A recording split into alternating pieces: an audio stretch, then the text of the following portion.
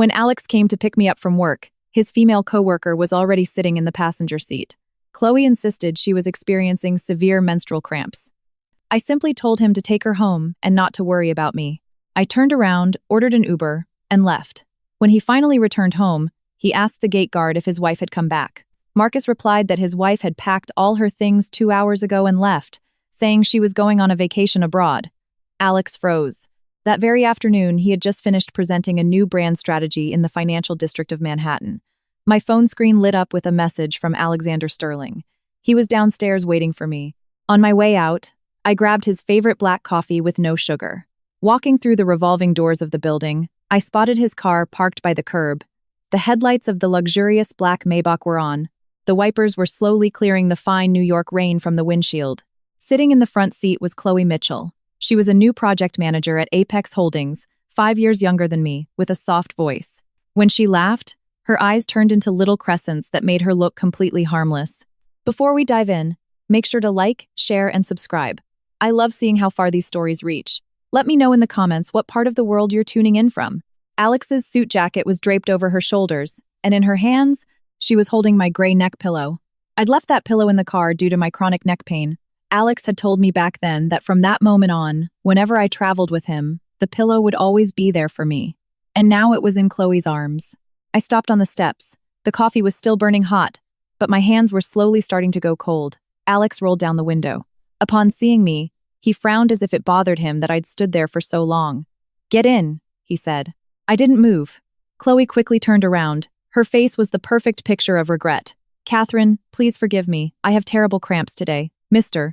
Sterling saw that I could barely stand and offered to take me home. As she spoke, she gently placed a hand over her stomach. The corners of her eyes were slightly red. Alex added that she really felt awful. "Besides," he said, "it's on the way. I'll drop her off at her place. Don't make a big deal out of this." His words were colder than the New York rain. I looked at him. And where exactly am I supposed to sit? Alex looked baffled, as if he'd never expected such a simple question. Chloe started acting nervous. She said that maybe she should move to the back. But as she said it, she didn't even make an attempt to unbuckle her seatbelt. Alex intervened. "You can sit in the back." People were leaving the financial center, and their eyes lingered on us. I could see discomfort and curiosity on their faces. Alex must have thought I was making him look bad. He lowered his voice. "Don't cause a scene over something so small." I stared at him and suddenly remembered how, a few days prior, he had come home late at night with a sweet, unfamiliar perfume lingering on his shirt collar. He claimed it had been a company party. According to him, Chloe had drunk too much, threw up in his car, and he simply took her home. The month before, he had canceled our anniversary dinner at the last minute, citing an urgent project. Later, I saw a photo in a work group chat. Chloe was standing next to him, holding a plate of steak that Alex had cut for her. The caption read that Mr. Sterling really knew how to take care of his people. Sometime before that, Chloe had also posted a short video on social media. It only showed a portion of a car window and a hot artisanal raspberry and hibiscus tea. The caption said how nice it was to be taken care of. The cardboard sleeve on the cup belonged exactly to the boutique coffee shop in the West Village where I used to buy tea for Alex. It wasn't that I'd missed all those things. I simply always found an excuse for him. I told myself it was a work necessity, that the new girl didn't understand professional boundaries, that he was just being polite. But why was a married man's politeness always directed at the exact same woman? I tossed the coffee into a nearby public trash can. Alex's face darkened. "What are you doing?" I looked down and took off my wedding ring. It had stayed on my finger for 5 years, leaving a faint pale mark on my skin. Chloe's gaze darted to my hand. An unmistakable gleam crossed her eyes.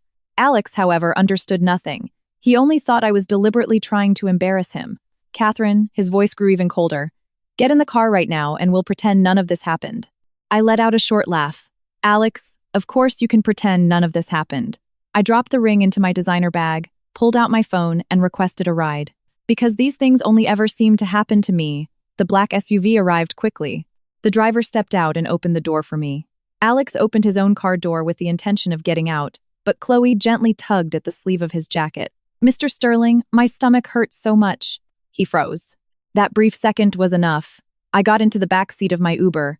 The door slammed shut, isolating me from the noise of the city streets. Alex finally stepped out of his car, took a few steps, and knocked on my window.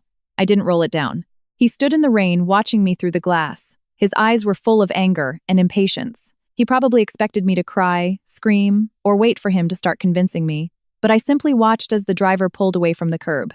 As the vehicle moved forward, I saw in the rearview mirror that Chloe had rolled down her window and was saying something to Alex. He turned toward her and got back behind the wheel. He didn't follow me. I looked down and unlocked my phone. First, I turned off my location sharing. Second, I canceled the appointment to take his mother to the doctor the next day. Third, I sent a text to my housekeeper. Maria, please get my 2 large suitcases out of the master bedroom. I'll be there in half an hour. Maria replied right away. Mrs. Sterling, are you traveling for work today? I told her it wasn't a work trip. After a pause, I added that I was moving out. The car sped down the highway in the rain. My phone buzzed. It was a text from Alex. He told me to stop overreacting and to go home by myself. I stared at the screen and didn't reply. 5 minutes later, he wrote again. He said Chloe was very pale from the pain and that he was taking her home first. Don't act like a spoiled child, he wrote. I closed the chat and unpinned his contact from my messages. The New York City lights blurred past the window. I didn't cry. I was simply thinking about something. Over all those years, that marriage had been like a house I'd built and maintained with my own bare hands. I polished every window until it shined. I changed the light bulbs, protected it from the wind and the rain. But one day, he brought someone else inside, sat her in the most comfortable spot, and then turned to me and told me not to make a big deal out of it. I didn't want to argue about it anymore. I was leaving. When I arrived at the estate in Greenwich, Connecticut, Maria was already waiting for me at the door. Seeing me alone, she looked alarmed.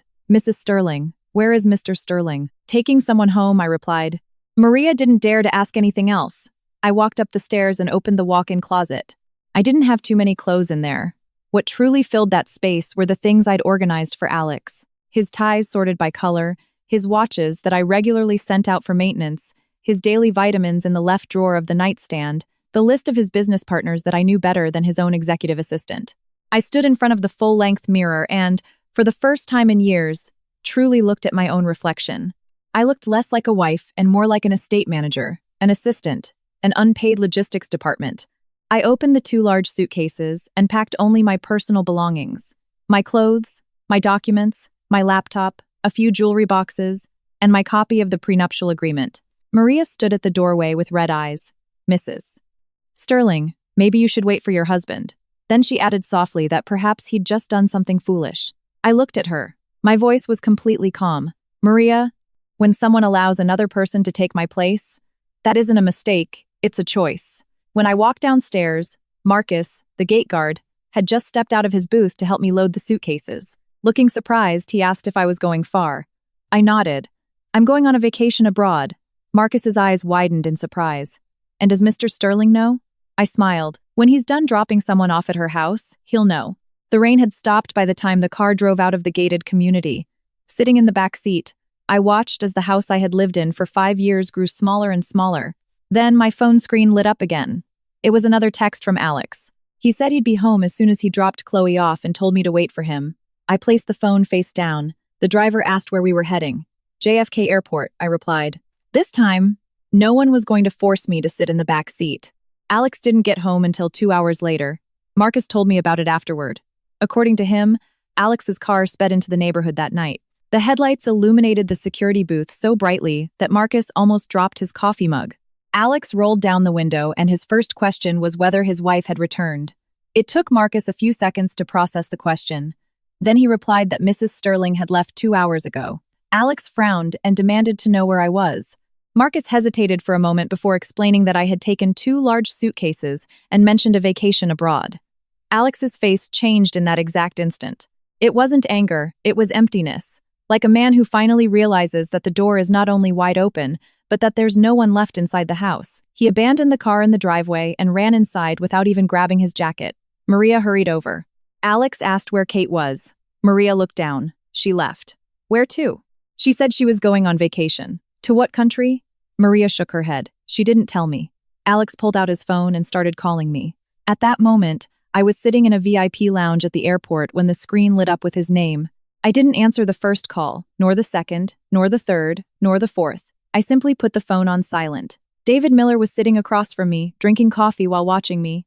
Are you really leaving? I put my passport away in my bag. The tickets are already bought. David had been my classmate in college. and became the first partner at my consulting firm.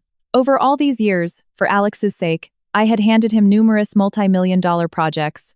He used to scold me, saying I'd turned my entire life into Alex's shadow. I always replied that in a marriage, someone has to compromise a bit more. Now I understood that compromising isn't the problem. The problem is doing it for someone who doesn't even see it.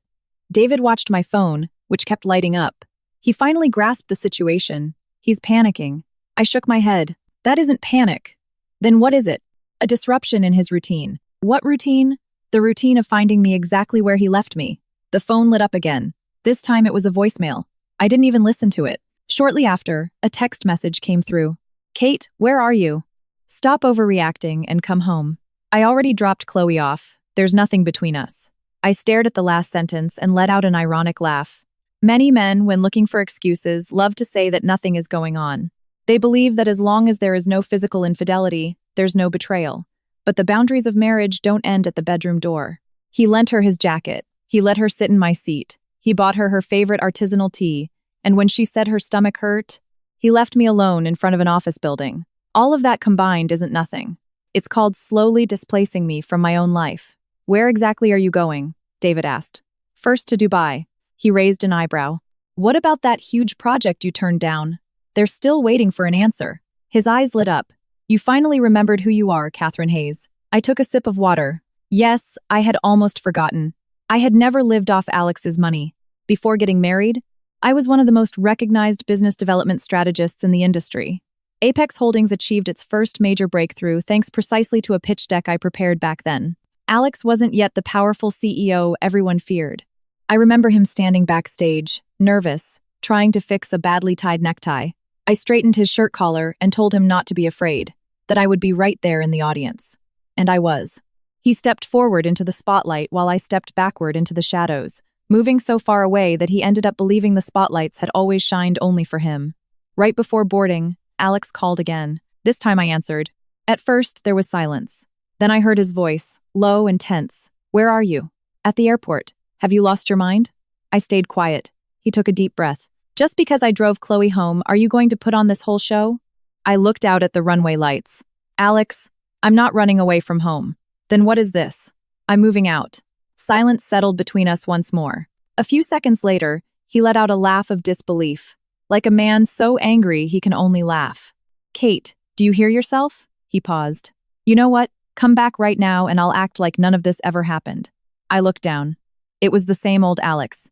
Even in that moment, he still believed he was the one holding the power to decide what to forgive and what to ignore.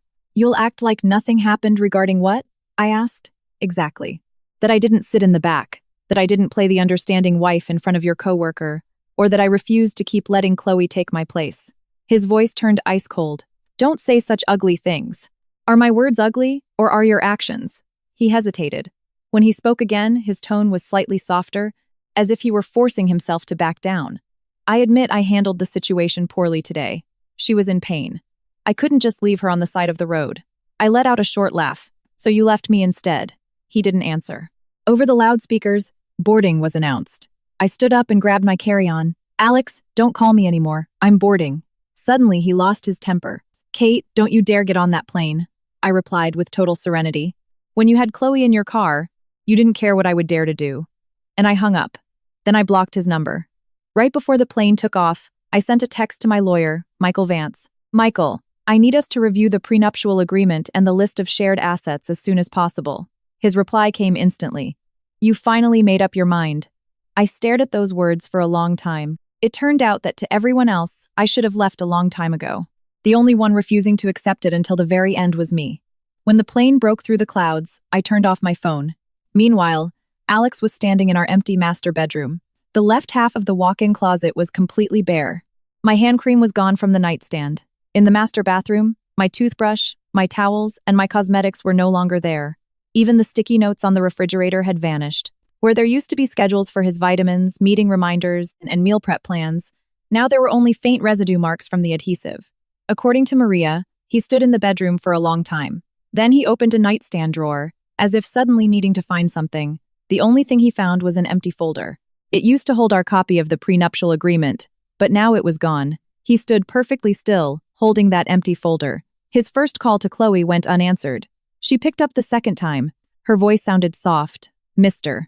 Sterling? How is Kate? She genuinely thought it had all been a simple misunderstanding. Alex didn't answer her question. He only asked why she sat in the front seat today. Chloe was taken aback, then replied in a hurt voice that it was because he had let her.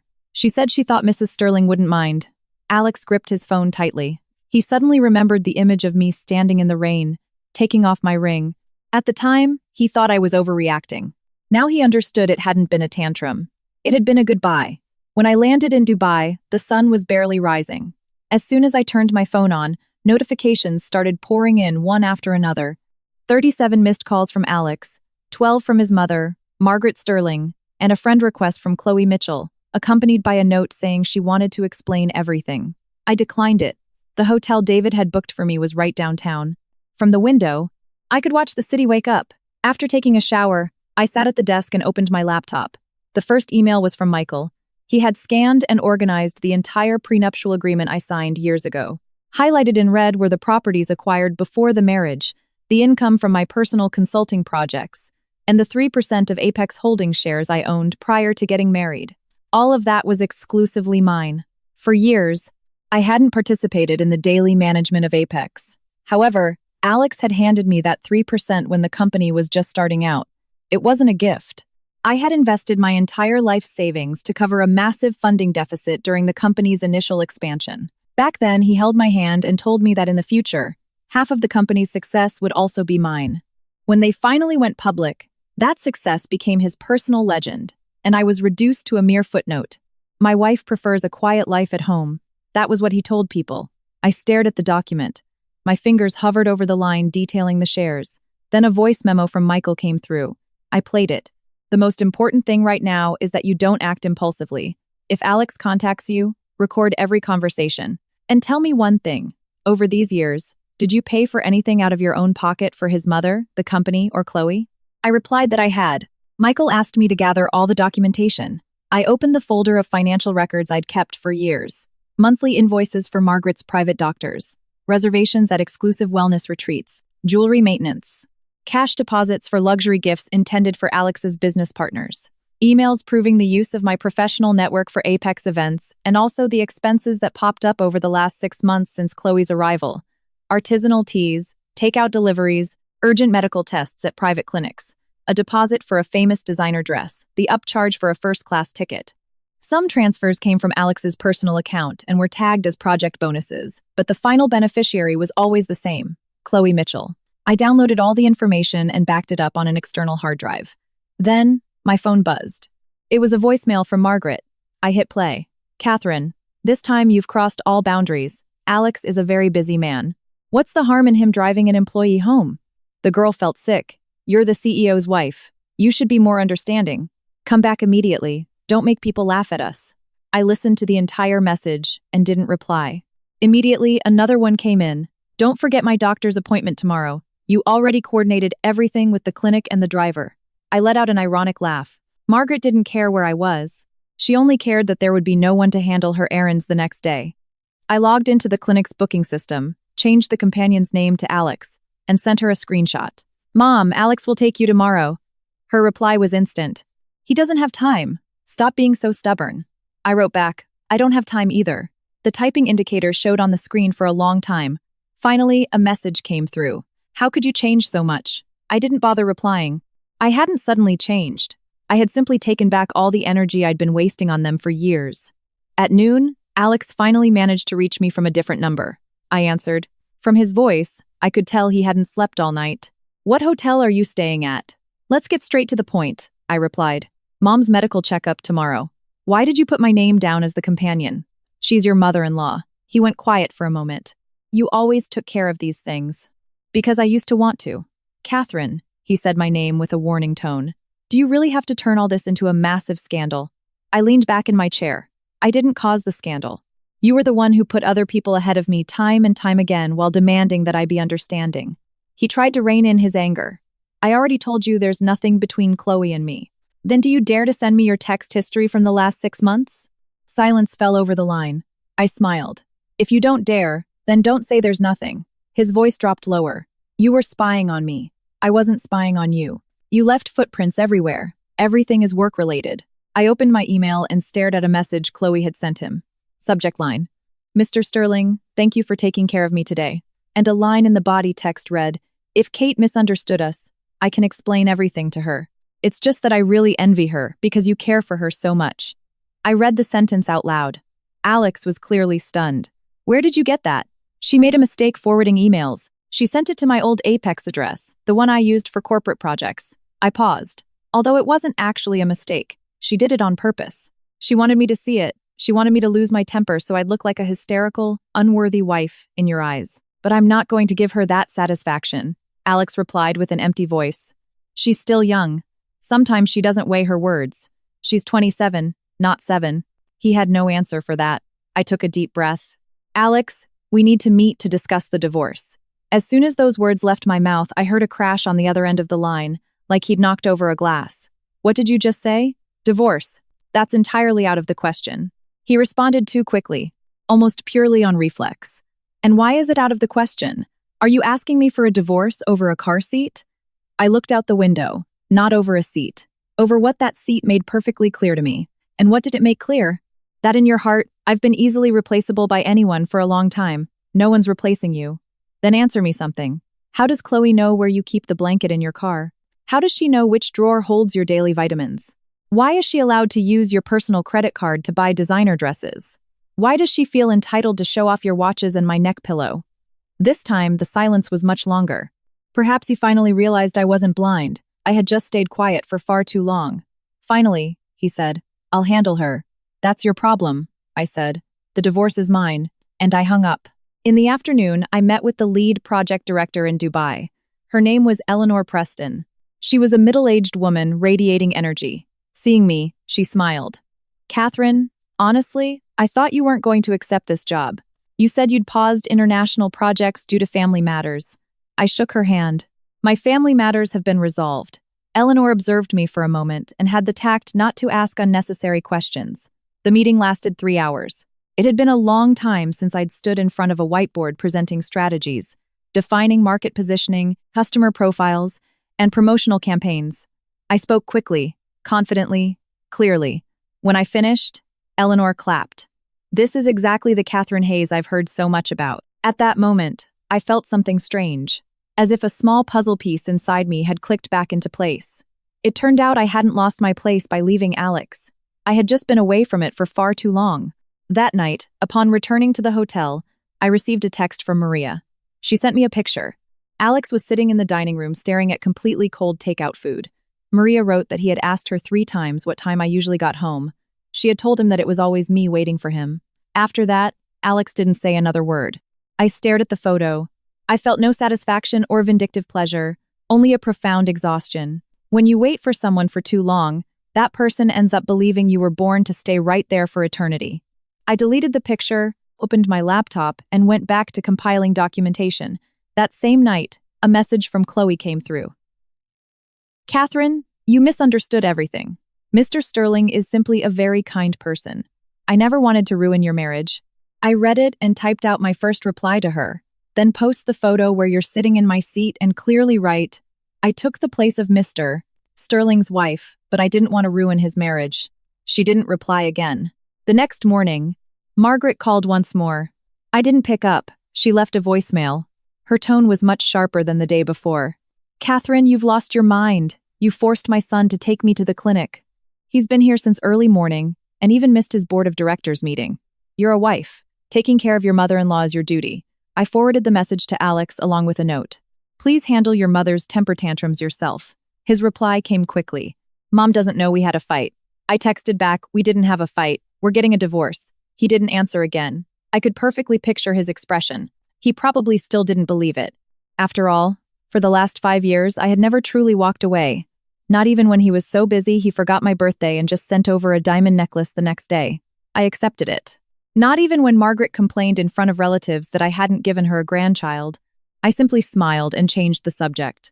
Not even when Chloe looked at him with pure adoration at every corporate event, while he kept telling me not to stoop to her level by making a scene. But a marriage can't survive when only one person is constantly swallowing all the hurt. That only delays the inevitable collapse. At 10 in the morning, we had a video conference with Michael, He was sitting in his office, reviewing documents. Catherine, I'll get straight to the bottom line. You hold more cards than you think. I grabbed a pen. I'm listening. First, you own 3% of Apex shares acquired prior to the marriage. That's untouchable. I nodded. Second, during the marriage, you spearheaded multiple projects for the company without official contracts, acting simply as the CEO's wife. If you want to file a financial claim, we have emails and meeting minutes to prove it. I nodded again. Third, Alex's personal money transfers to her, if they aren't legitimate employment bonuses, constitute a clear violation of internal company policy. They also prove that their relationship crossed strictly professional boundaries. I took a deep breath. I don't want to turn this into a cheap tabloid story about mistresses. Michael watched me. I know. You don't want to destroy him. You just want to make sure he can never manipulate you to protect his image again. It was a frighteningly accurate description. I didn't want to sink Alex, I just didn't want to clean up his messes anymore. Right now, you need to do 3 things, Michael continued. 1, document all contact. 2, stop solving his family's personal problems. 3, we'll draft a divorce settlement so he understands you're dead serious. Agreed. Michael paused. Are you sure you don't want to give him another chance? I looked at the ring I'd locked in the hotel safe the night before. The ring wasn't to blame. The mistake was believing that wearing it guaranteed me love and respect. If a second chance requires me to keep enduring humiliation after humiliation, then it isn't a chance, it's masochism. Michael smiled. I'm glad you finally woke up. After the call, I went back to organizing files. Email after email, invoice after invoice. The script for the pre-IPO promotional video I wrote at dawn. The company's first major PR crisis, when I was calling Wall Street journalists at 3 a.m. to prevent a scandal. Before every interview Alex had with the financial press, I was the one correcting his talking points. When he won the Entrepreneur of the Year award for the first time, the quote, "Business is not a cold machine, it is built on the trust of people," I wrote that too. That day, he delivered it from the stage. The audience erupted in applause. The camera panned across the auditorium. I was sitting in a corner, smiling brighter than anyone. Yet afterward, he told reporters, "My wife doesn't know much about business, but she supports me entirely. Doesn't know much." At the time, I smiled at that too. Now I realized it wasn't modesty. It was a way of diminishing me. In the afternoon, David came by the hotel and dropped a new contract on the table. Eleanor approved the terms. She wants you as the lead strategist. 3-month duration. The budget is excellent. I scanned the document. I'll take it. David raised his eyebrows. You're not even going to run it by Alex? I closed the folder. My work no longer requires his permission. He grinned widely. Now you're talking like the real Catherine Hayes. Just then, my phone rang. Alex, again. I answered and hit record on the call. I'm flying to Dubai tonight. I'm coming to get you. I never said I was getting back together with you. If we don't see each other, how are we going to fix this? My lawyer will reach out to you. His voice turned cold. Are you really going to drag outsiders into our marriage? When Chloe was sitting in my passenger seat, for some reason, you didn't think you were dragging outsiders in. Silence took over the call. A moment later, Alex said Chloe had already apologized to him. I almost laughed out loud. She apologized to you? He said she knew she shouldn't have sat in that seat. Then she should apologize to me. I paused. But she's worried you won't listen to her. I stared out the window. Alex, you're still acting as her messenger. I pronounced every word slowly. You relayed to me that her stomach hurt and told me not to make a big deal out of it. Now you relay her apologies and demand that I accept them. Have you ever wondered why I should revolve my life around Chloe's feelings? Alex's breathing grew heavier. Kate, you never used to be this vindictive. I used to point all the knives at myself instead. He went completely quiet. My lawyer will send you the divorce settlement. You don't have to sign it, but if you don't, I'll take you to court. He finally exploded. All of this over Chloe? Who even is she? She's a mirror. What does that mean? That she showed me exactly how little respect you have for me. And I hung up. David was sitting nearby. He gave me a thumbs up. Bravo. I saved the recording and filed it with the correct date. Just then, a new email popped up. Sender: Administrative Department of Apex Holdings. Subject: Invitation to the annual gala. 3 days from now. The first line read, Dear wife of the CEO, Mrs. Catherine Sterling. I stared at that phrase for a long time. David saw it too. He laughed out loud. Alex ordered them to send this. Yes. I closed the email. He wants me to show up, smile, and play the good optics game. Apex had just secured a multi-million-dollar contract. The celebration would gather partners, journalists, and investors. Alex needed the perfect wife by his side to project absolute stability. In the past, I would have attended. I would have picked out his tie, edited his speech, and even mapped out the seating chart. But this time, I simply forwarded the email to Michael. I attached a note. This gala will be the perfect venue to return his gift. Michael's reply came immediately. Perfect. The day before heading back to New York, I received some security footage sent by Marcus. The guard attached a message. Mrs. Sterling, I don't know if this is useful. Lately, during my rounds, I saw Miss Mitchell arriving multiple times with Mr. Sterling. Twice, he asked her to wait in the car while he went up to the house to grab a few things. I opened the first video. Time, 10:40 p.m. Alex's car pulls into the garage. The passenger door opens. Chloe steps out. She has no coat. Alex's suit jacket is draped over her shoulders. She lingers by the vehicle as if she knows the place perfectly. She grabs a water bottle from the back seat, opens the glove compartment, and looks for napkins. A few minutes later, Alex steps out of the elevator holding a white pharmacy bag. I recognized that bag instantly. It held my backup heat patches and painkillers. On the tape, Chloe takes the bag, looks up, and says something to him. Alex looks at her. The distance between them was exactly close enough to be ambiguous. The second video was from about half a month prior. The car was parked outside the house. Chloe was sitting in the front, looking at Alex. There was no audio, but you could see her raise a hand and touch the sleeve of his jacket. He didn't pull away. I saved both videos. The pain I expected to feel never came. Maybe my heart had already shattered that afternoon in front of the office building. After hearing "Don't make a big deal out of this," I simply had no tears left to shed. That night, Michael sent me more information. Chloe had been working at Apex for less than a year. Yet, she had been promoted with shocking speed. The departments she originally managed didn't even report to Alex, but somehow, all her reports ended up directly on his desk.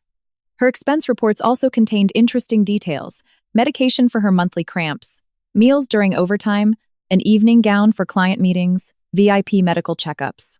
Everything charged to special corporate expenses and personally approved by Alex. Looking at those documents, I understood something critical. Chloe didn't sit in the passenger seat on her first try. She did it after pushing boundaries time and time again, until she convinced herself Alex would allow her anything. And only then did she dare to do it right in front of me. I texted Michael. "Can we use this at the gala?" He replied instantly, "Yes, but don't show everything at once. First, use the clearest proof of the boundary invasion. Then finish it off with the financial documents to prove it wasn't an accident." I texted back that I understood. The next day, I flew back to the United States without telling Alex. David came to pick me up. Seeing that I only had a carry-on, he asked, "We aren't going to your house?" "Not to mine either. For now, I'll stay at a hotel." He nodded. "Makes sense. It's safer." As we drove out of JFK, a news alert popped up on my phone. Apex Holdings to host Grand Gala. Alexander Sterling will attend accompanied by his wife. Accompanied by his wife. I read those words and smiled ironically. Alex was still making decisions for me. In the afternoon, Margaret called again. This time I picked up. The moment she heard my voice, she declared that since I was back in the States, I had an obligation to attend the gala. "This is a crucial moment for Alex. Don't drag him down with your feminine tantrums." Tantrums. Margaret was taken aback. I continued. "That he puts an employee in my seat and sends me to the back is a tantrum. That he pays for her dresses and medical tests is a tantrum.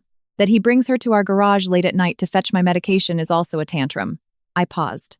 "Mom, how many small things have to pile up before they become something big?" For a few seconds, she didn't answer. Then she erupted. "Men work. They meet people. It's part of business. As a wife, you must turn a blind eye to the details for the sake of the big picture. I'm already dealing with the big picture. And what is the big picture? The divorce." Her voice turned into a shriek. "Catherine, do you dare blackmail this family with a divorce?" I replied calmly. "It's not blackmail. It's a notification." Margaret was shaking with rage. "Don't forget who gave you the status you have today." I laughed. "Have you forgotten who delivered the first major pitch for Apex?" She was left speechless. I added, "I'll attend the gala." Her tone softened slightly. "Now you're making sense." I finished the sentence, "But I'm not going as arm candy." And I hung up. Half an hour later, Alex called. He was holding back his anger. "What did you say to my mother? Didn't she tell you?" "Kate, I know you're in New York. What hotel are you staying at?" No comment. He took a deep breath. "We need to see each other. We'll see each other at the gala. Are you planning to air out our private affairs in front of everyone? When you sat Chloe in my seat, that was also in front of everyone." He went quiet again. Then I heard a knock on a door and Chloe's voice. "Mr. Sterling, the documents you need to sign are on your desk." I stayed silent. I could feel Alex tense up. Then he lowered his voice. Don't jump to the wrong conclusions. I let out a small laugh. You see? The exact same thing again. Realizing how he sounded, he rushed to add, I'm moving her out of the executive office. Kate, for the first time he used my nickname. His voice sounded lower, hoarser. Don't push this past the point of no return. I replied with total calm. Alex, it was your choices that pushed this past the point of no return, not mine. And I ended the call. I saved that recording too. That night, David went with me to find a dress. The stylist showed me elegant, understated options. I shook my head. Ultimately, I chose a floor-length black gown, impeccable tailoring, no unnecessary embellishments. David looked at me. You look like someone who's either about to get a divorce or be crowned queen. I smiled. It's practically the same thing. I straightened my posture. My gaze turned icy. I suddenly remembered the first time I accompanied Alex to a meeting with investors. I also wore a black dress, and I was the one who answered the toughest questions. Afterward, one of the investors pulled him aside and asked, Your wife is impressive. Haven't you thought about bringing her into the company? Alex laughed. She hates all this corporate politics. The truth was, he had never even asked me. He just needed a wife who wouldn't claim a piece of his glory. Well, the time had come to claim it. The day before the gala, the Sterlings hosted a family dinner. Margaret sent the invitation. She didn't even ask if I would attend. She just stated the time and place. The entire family will be present. Don't keep your elders waiting. I replied with 2 words. Not attending. She called immediately. I didn't answer. Then she sent a voicemail. Catherine, don't cross the line.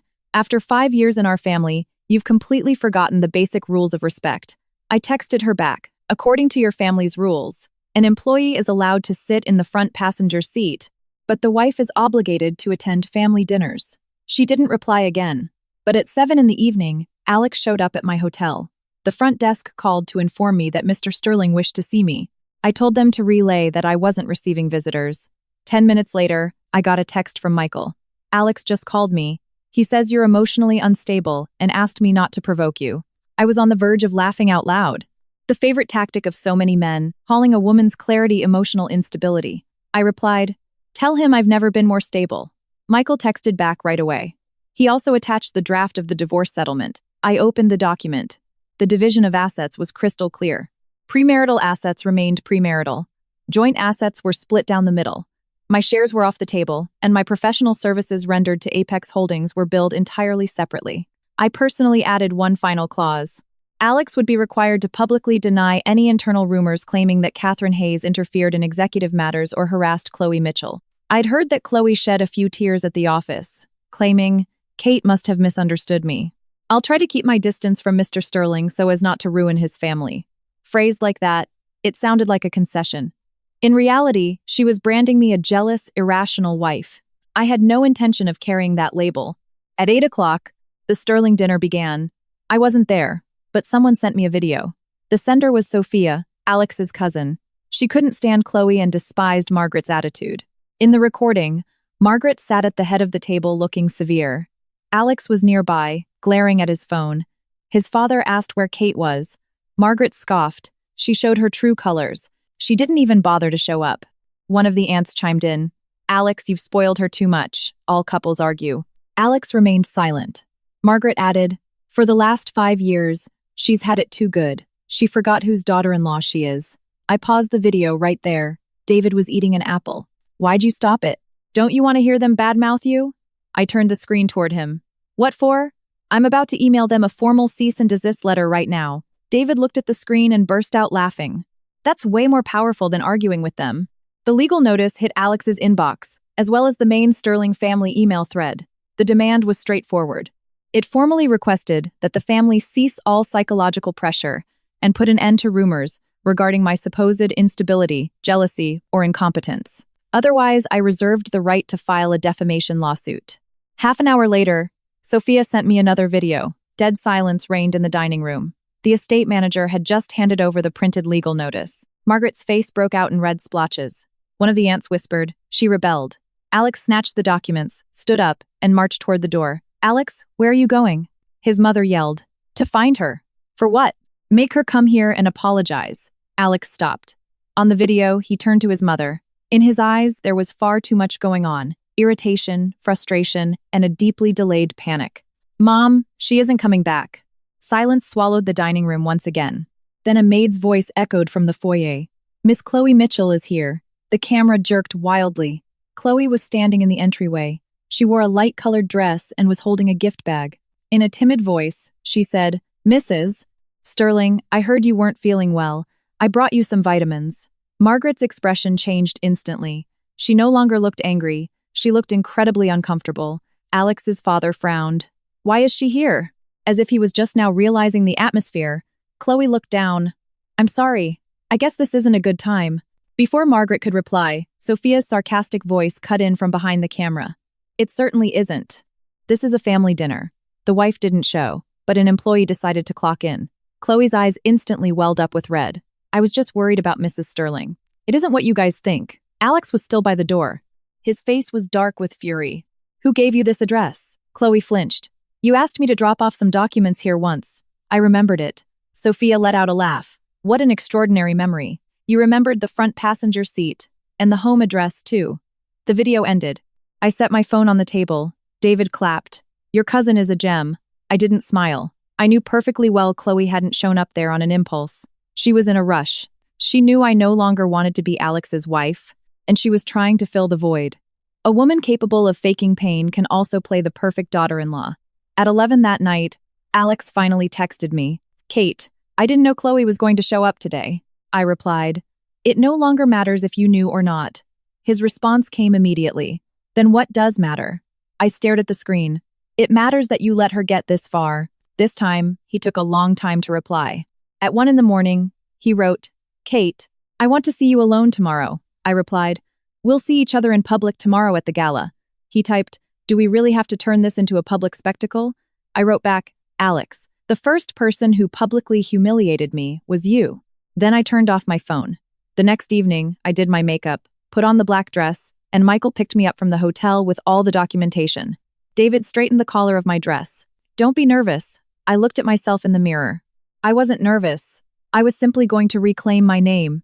No longer Mrs. Sterling. Catherine Hayes. The reception was held on the top floor of a luxury Manhattan hotel owned by Apex Holdings. When we arrived, a line of exclusive black cars took up the entire entrance. Photographers were snapping pictures.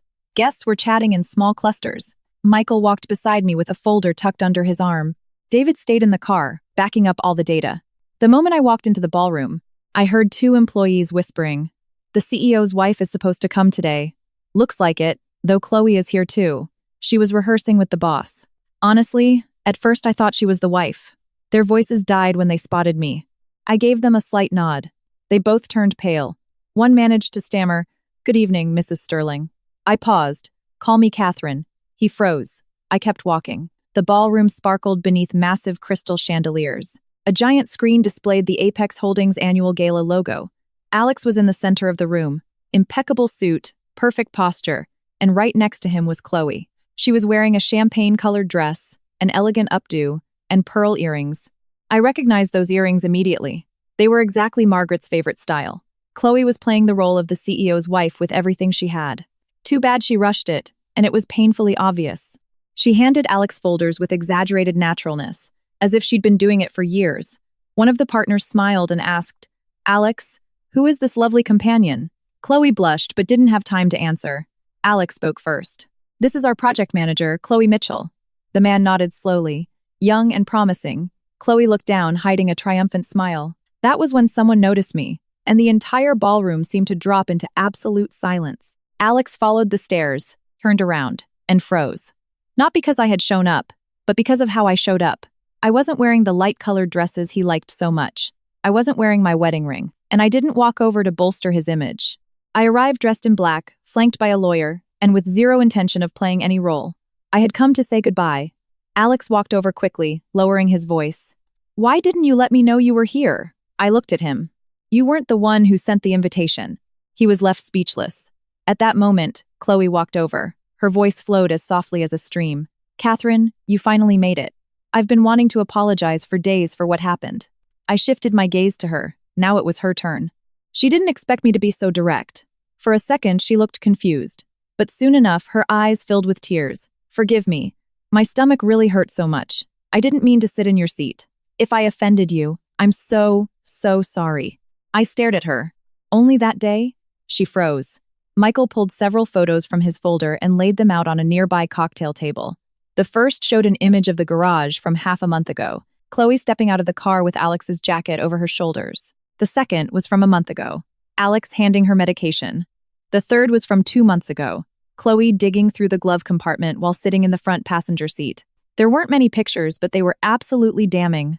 Whispers began to fill the ballroom. This time, Chloe actually went pale. Alex's face hardened. Kate, do you really have to bring this out here? I looked at him. Didn't you say you only drove her home once? He tried to reply. I cut him off. That one time lasted 3 months. Someone let out a nervous laugh. Chloe spoke hurriedly. We were just working late. Mr. Sterling drove me out of kindness. Catherine, you misunderstood. You were working late, and yet you always took the front seat? Chloe bit her lip. I get carsick if I ride in the back. I nodded. So, because you get carsick, I was the one who had to be uncomfortable.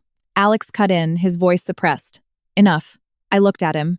Do you think this is enough? For the first time, I saw a mix of emotions in his eyes. Rage and fear. Let's talk in private. I shook my head. I've been tolerating things in private for far too long. Alex's face changed. I gave Michael a signal. He opened a tablet and pulled up an audio file. Background music was still playing softly in the ballroom. Michael looked at me. I nodded. We didn't play it over the loudspeakers. I simply handed Alex an earpiece.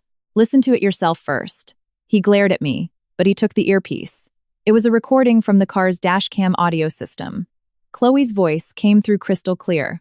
Mr. Sterling, Kate is going to be mad that I'm sitting here. Alex's calm voice replied. She doesn't pay attention to stuff like this. Then Chloe. I'm so jealous. She's so understanding. I could never be like that. Alex didn't reply. Then she spoke again. And what do you prefer? An understanding woman or a demanding one? There was a pause. Finally, Alex said, Stop talking nonsense. There was no rejection, no boundaries, just a soft dismissal. Alex gripped the earpiece tightly. Seeing his expression, Chloe realized what he was listening to and started to cry. Mr. Sterling, I was just joking that day. I cut her off. You sat in my seat and joked about my marriage. Why are you crying now? She flinched. Alex finally spoke. Kate, tonight is the company celebration. I know, don't ruin it. I looked at him, finding it almost amusing. For years, whenever he needed me, he remembered I was his wife. But when he hurt me, he expected me to just stand by and watch in silence. Alex, I said his name. I didn't come to ruin your celebration. I pulled the wedding ring out of my purse. The platinum gleamed under the crystal chandeliers. I placed it on the table. I came to return a status that no longer belongs to me. A deathly silence fell over the ballroom. Alex stared blankly at the ring. For the first time, I saw genuine panic in his eyes. He reached out to grab it, but I covered the ring with my hand. I'm not done yet. Up on stage, the MC was about to invite the CEO to give his welcome speech, but no one was paying attention to him. Every eye in the room was locked on us. Alex, trying to contain the disaster, grabbed my wrist. Kate, let's go to the conference room. I looked at his hand. Let go of me. He didn't. My voice wasn't loud, but everyone heard it. Alex, you're holding me because you're afraid I'll make a fool of myself. I paused. Or because you're afraid you will. His fingers loosened. He let go. I picked up the ring and walked toward the stage. The click of my heels echoed in the silence. The MC froze, unsure of what to do. Michael walked over and whispered something in his ear. The man looked at Alex. Alex stood frozen, his face dark, but he didn't try to stop me. He probably still believed I just needed to vent. He still didn't know the new Catherine. I stepped to the center of the stage. I took the microphone. Good evening. My voice rang through the entire ballroom. I'm Catherine Hayes. Someone in the crowd whispered, Sterling's wife. I smiled. Yes, the famous wife of the CEO. I paused, but starting tonight, I prefer to be called by my own name. The color drained from Alex's face. Chloe stood in a corner crying, once again playing the innocent victim. I didn't even look at her. I looked at the massive screen behind me. Michael projected the first document. It wasn't a compromising photo. It wasn't proof of an affair. It was the original strategic growth pitch deck for Apex Holdings. On the cover page was one name, Catherine Hayes. Several veteran employees let out gasps of surprise. That's the project they used to go public. She's the one who built it. I took a breath and spoke calmly. For years, I attended corporate events as Alexander Sterling's wife. Many assumed I was simply a pretty accessory. the screen changed. An old email with a crisis management plan from years ago appeared. The sender was also me. 3 complete brand overhauls, 2 crises that jeopardized investor confidence, and a massive PR campaign. I was involved in all of them. Alex watched me with a complex expression. He clearly hadn't expected me to start there. I'm not saying this out of vanity, I continued. I'm saying this to make one thing perfectly clear. I was never a brainless decoration, and I'm not a wife throwing a fit over a front seat. The screen changed again. This time, transcribed excerpts from the car's dashcam audio appeared. The entire ballroom froze. I didn't play the audio, I just displayed the key quotes. Chloe, Mr. Sterling, Kate is going to be mad that I'm sitting here. Alex, she doesn't pay attention to stuff like this. Chloe, and what do you prefer? An understanding woman or a demanding one? Alex, stop talking nonsense. When those words lit up the screen, Chloe turned white as a sheet. The expressions of everyone in attendance shifted. Alex quickly walked toward the stage. Turn that off. This is a private matter. I looked down at him. You're wrong. When you sat another woman in my seat and forced the entire company to watch you push me aside, it ceased to be a private matter. Someone in the audience muttered, "That's true." Another voice added, "Chloe has been acting like the boss's wife for months. We thought Catherine was fine with it." Suddenly, Chloe burst into tears. "Catherine, I never wanted to take your place. I'm new to the company. I don't understand how a lot of things work. I'm so grateful to Mr. Sterling for helping me. I'm so sorry for hurting you." It was a highly calculated speech. It reframed her boundary invasion as naivety, her flirting as gratitude, and my reaction as a mere emotional issue. I stared right at her. What exactly do you not understand? For a second, she stopped crying. I stepped off the stage and walked toward her. Do you not understand that you can't sit in the front seat next to a married boss? I took another step.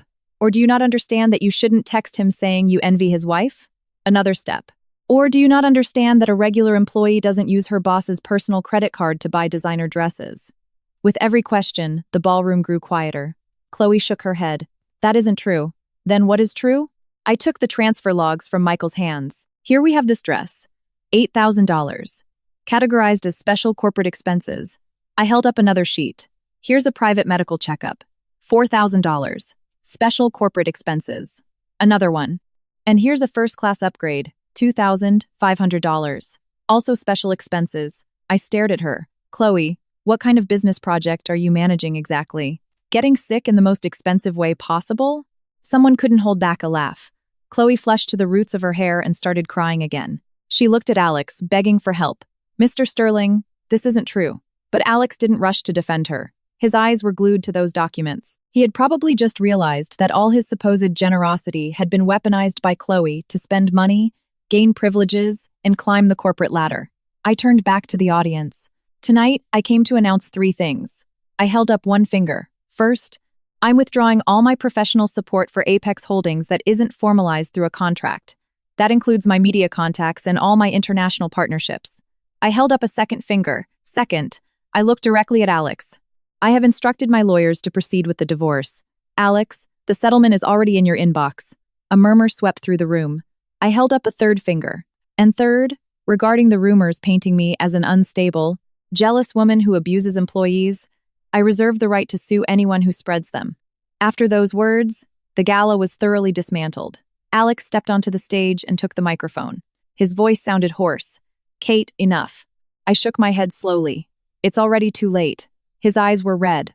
Let's go home and talk. I smiled. I no longer have a home there. Those words hit him like a slap.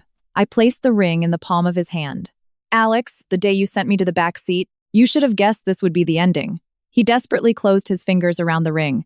I didn't send you to the back, he said. I looked at him. You simply assumed I would obediently go there. Silence stretched out once again. Suddenly, Chloe ran up to me and grabbed my sleeve. Kate, don't push him. This is all my fault. Do you want me to resign? Why are you trying to destroy his life? He worked so hard to build all of this. I looked down at her hand. Let go of me. She didn't let go. She cried even harder. I watched her. So because he worked hard, I'm supposed to accept being treated like a doormat? I shoved her hand away sharply. Chloe lost her balance and faked a stumble. In any other moment, Alex would have rushed to catch her, but this time, he didn't even flinch. Chloe had to grab onto a cocktail table. For the first time, I saw genuine panic in her eyes. Her best weapon had stopped working. I headed for the exit. Michael walked right behind me. As I passed Alex, I heard his low, broken voice. Kate, I was wrong. I stopped. It was the first time all night he had admitted fault. But I didn't turn around. You didn't realize you were wrong. I paused. You only realized I'm leaving. The video of the gala leaked almost immediately. Michael had made sure beforehand that the Wall Street press wouldn't turn it into a cheap tabloid spectacle. But inside Apex, a bomb had gone off. Comments flooded the internal company portal. It turns out Sterling's wife was the brains behind everything. Chloe's expense reports are insane. She sat in the front seat and then played the victim. The CEO made a massive mistake. I didn't read all the comments. Public opinion was never my goal. I just needed to silence those trying to paint me as a hysterical, unhinged woman. At 10 the next morning, Alex showed up at my hotel. He didn't knock on the door. He asked the staff to send up a bouquet of flowers. White roses, my favorite. He used to say white roses were as pure as I was. Funny how he only remembered that detail during the 5th year of our marriage. Too late. I told the concierge to return the bouquet. Half an hour later, a text came through. I'm waiting downstairs. I replied, my lawyer will contact you. He texted back immediately. I want to talk to you, not your lawyer. I looked at the screen. I want to talk to someone who can actually resolve the issue. After that, he didn't reply for a long time. At noon, Michael set up a meeting at his law firm. I attended not out of pity, but to make everything perfectly clear. When Alex arrived, he looked awful, haggard, tired, drained. He sat across from me. He didn't even look at the settlement. You've lost weight, he said. I opened the folder. Let's get down to business. He swallowed hard. Michael slid the documents toward him. Mr. Sterling, these are my client's terms. Assets will be divided according to the law. Mrs. Hayes' premarital assets aren't subject to division. Additionally, we've attached an invoice for the professional services she rendered to Apex Holdings over all these years. Alex was only looking at me. Do you really have to turn all this into money? I looked right back at him. When you were using my labor for free, it didn't bother you that it was a transaction. Now that it's time to pay, suddenly you want to talk about feelings. He had no answer. Michael pushed another document forward. This only covers the work we can explicitly prove through emails. If this goes to court, the figure will increase substantially. Alex's lawyer leaned in and spoke in a low voice. The documents are rock solid. Alex closed his eyes. I'll pay everything. He opened his eyes and looked at me. Just don't take this to court. He wasn't afraid of losing money. He was afraid of another blow to Apex's reputation. If you sign, I won't take it any further. Alex smiled bitterly. And you think it hasn't gone far enough already? I looked at him calmly. If I'd wanted to take it to the very end, I would have played the entire recording at the gala. He froze. He knew perfectly well what came next on that audio. In a section I never showed, Chloe asked, if you weren't married, could you fall in love with someone like me? And Alex stayed silent. That silence hurt me more than any answer could have. I didn't hide that part out of pity. I hid it because I refused to turn my marriage into entertainment for other people. When the meeting ended, Alex spoke again. The day the divorce is finalized, I'll come pick you up. I looked at him. No need. I'll drive myself. I held his gaze. Alex, I'll never get in your car again. The color drained from his face. Those words hurt him worse than any accusation. I never wanted to send you to the back seat that day. His voice was barely a whisper. You simply allowed it. His eyes filled with tears. I thought you would understand me. I nodded slowly. I understood your impossible hours. I understood your business dinners. I understood your mother's difficult temper. I understood you for 5 years. I looked at him one last time. And yet, you couldn't save me one miserable front seat. He lowered his head. He didn't say another word. That very night, Chloe made her presence known again. Reporters caught up with her leaving the office. She was crying, holding her stomach, claiming she was being cornered. Mr. Sterling and I only work together. My health is delicate. He just felt sorry for me. Now the whole world is attacking me. I can't take it anymore. The video went viral. Public opinion split. Some criticized her. Others wrote, so what if she sat in the front? Why destroy a young girl's career? Sterling's wife is rich. Why attack a humble employee? David was furious. She's playing the victim again. I wasn't surprised. It was her favorite strategy. Shortly after, a new rumor surfaced. Chloe is pregnant. Headlines exploded. Apex employee expecting a child. The real reason behind the CEO's divorce. David turned green with rage. She wants to force Sterling to acknowledge the kid. I looked at the screen, completely unbothered. Desperate people always end up making mistakes. I called Michael. I asked him to pull her medical history, strictly the information she herself had publicly posted on social media. The next day, Apex's internal committee filed a report. Chloe had requested medical leave. Diagnosis: acute gastritis. The dates aligned perfectly with the day before she hinted at a supposed pregnancy. On top of that, the video of her crying to reporters had been orchestrated by a PR agency she hired herself. Michael gathered all the proof and sent it to me. I replied with a single sentence. Let's wait. Wait for what? He asked. For her to lock herself in her own trap. And that was exactly what she did. That afternoon, Chloe posted a message. I just want to protect this innocent little life. I smiled. The fake pregnancy was her final card. She had forgotten one important rule. The louder you shout a lie, the harder it hits the person who invented it. After that post, Alex called me immediately. His voice was grim. Kate, that baby isn't mine. This is absurd. It disgusts me to even have to explain it, but I owe you clarity. He took a shaky breath. Kate, absolutely nothing ever happened between us, I replied calmly. That's your business now, not mine. No, it's our business. He practically yelled those words. I stayed quiet for a few seconds. Then I replied, Alex, the only business connecting us now is the divorce. The line went dead silent. Finally, he asked, do you really not care anymore? I didn't lie. Did I still care? Maybe a little. 5 years of marriage isn't just a signed piece of paper. But just because I still cared didn't mean I wanted to go back. Overcoming pain doesn't mean agreeing to keep enduring it. I did care about the truth, but who you belonged to was no longer my concern. Alex drew a shaky breath. I'll handle this. When it's all over, I'll sign the papers. And he hung up. That same night, a disciplinary hearing took place at Apex Holdings. Michael accompanied me. I wasn't there as a wife. I was there as a shareholder and as a person whose reputation had been damaged. In the boardroom sat the directors, the head of HR, the corporate lawyers, and Alex. Chloe was also there.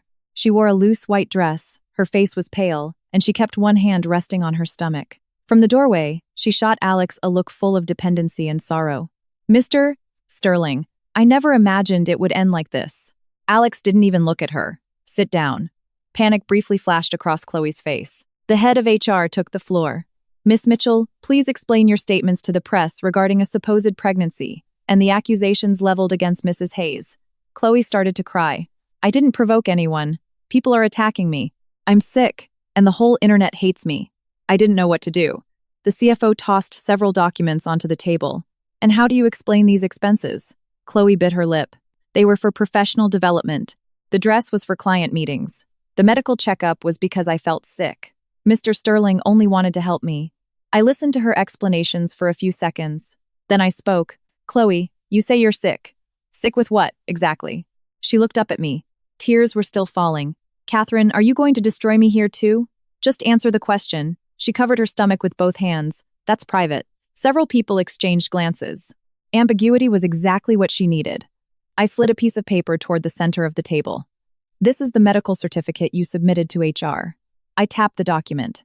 Diagnosis: gastritis. I looked up. There is absolutely no mention of a pregnancy. Chloe's face twisted. That's private medical information, Michael replied coldly. You submitted that document to your employer. It wasn't obtained illegally. Chloe started to panic. That doesn't prove I'm not pregnant. Correct. I nodded as I opened a second folder.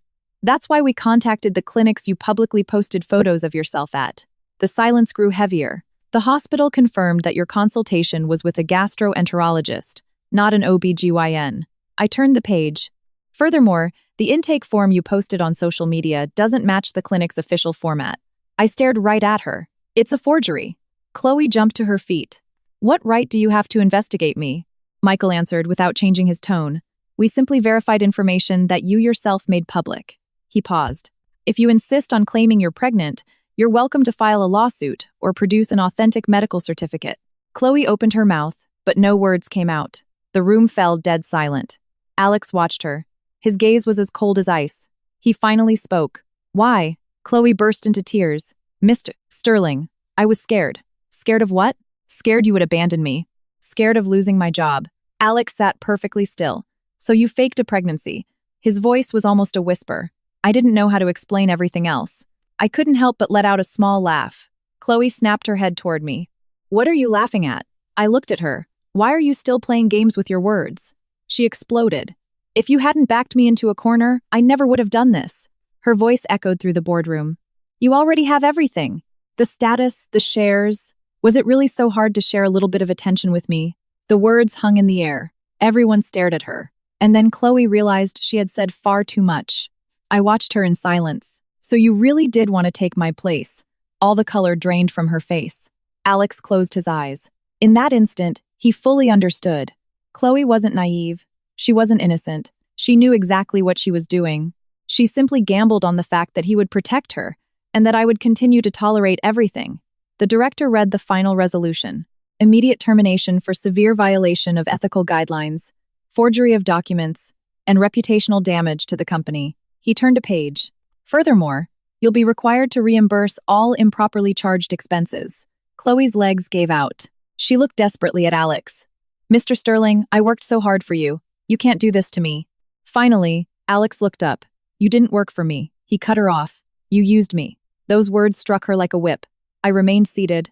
I felt no joy, no vengeance, no satisfaction. As security escorted her toward the exit, Chloe stopped in front of me. Kate, did you win? I looked at her. I didn't win against you. She frowned. Then against who? I smiled slightly. I won myself back. She froze. I walked out of the boardroom. Alex caught up with me in the hallway. Kate. Under the harsh fluorescent lights, he looked like a man drained of all his blood.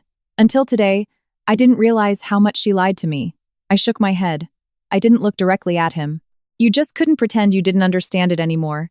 Those words finally broke him. He looked down. I'm sorry. It was the third time he had apologized, and I didn't accept that apology either. Don't be late to court tomorrow. The day of the divorce dawned sunny.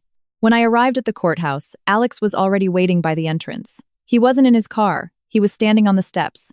Seeing me, he took a few steps forward. I was only accompanied by Michael. Alex looked around. David didn't come to back you up? A divorce isn't a street fight? I replied calmly. I don't need backup. He smiled bitterly. You've gotten so tough. I simply stopped being afraid of bothering you. The procedure was faster than I expected. The clerk reviewed the paperwork and asked routinely, do you both confirm your consent to the dissolution of this marriage? Alex stared at me for a long time. I answered first. Yes, I confirm. He closed his eyes and replied in a low voice. I do too. The sound of the stamp hitting the paper shattered our 5 years of marriage forever. Leaving the courthouse, Alex handed me a folder. Here are the compensation documents, my public statement denying the rumors, and the company's lawsuit against Chloe. I took the folder. Thank you. That word seemed to hurt him more than anything else. Before, I rarely said thank you, because we were family. Now, there was courtesy, and courtesy meant distance. He walked me to the curb. A black car was waiting there. It wasn't the Maybach. It was a new one. Alex opened the passenger side door. I'll give you a ride. I looked at that empty seat. The sunlight hit it perfectly. Clean. Available. If he had opened that door for me 6 months ago, it would have made me happy. But the greatest irony in life is that some spaces can't be reclaimed just because they become vacant again. I shook my head. No need. He gripped the door handle. His voice trembled. Kate, no one else is sitting there anymore. I looked at him. I don't want to sit there anymore either. His eyes turned red. I understand everything now, I replied calmly. Alex, I believe you. I held his gaze. I believe you truly do understand. I paused.